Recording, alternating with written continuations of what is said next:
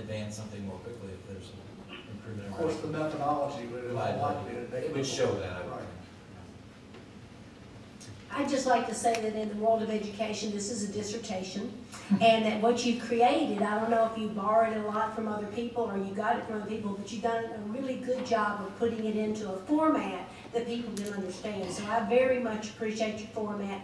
The only thing that's missing to me is my ultimate long-term goal is that the tree canopy continue to improve in our community. And I think that's everybody's ultimate goal. Now, you're obviously have other things too, but that's the ultimate goal. So as we get this in place, I still want that goal of how's the tree canopy going to look with oak trees, not, you know, crepe myrtles or whatever else you want to say.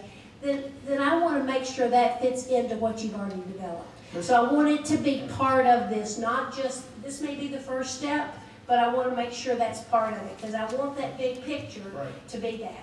I think, Mr. Miller, when we had the meeting at the community center, there was one thing that really was a light bulb for me, and I know Dave Mulholland from INCO felt the same way, and I think it was Mark Hagel made the comment about the right tree, right place kind of thinking, is when you move back for taller trees and you put shorter understory trees along the road right away, it doesn't create the canopy of oak-lined streets, which is the signature of Winter Park. And I will tell you, as your electric utility, we clearly understand that.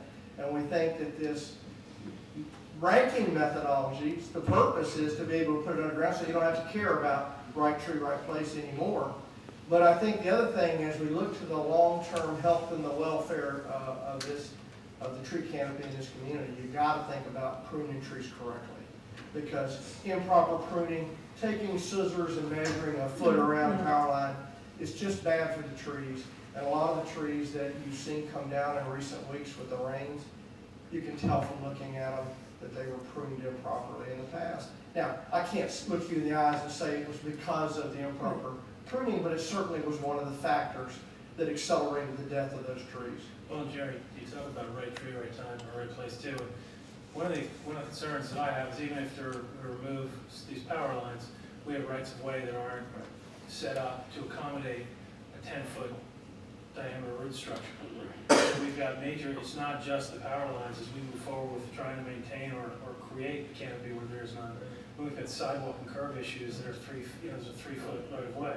And people jamming oak trees in there is going to issues sidewalk, curb, road.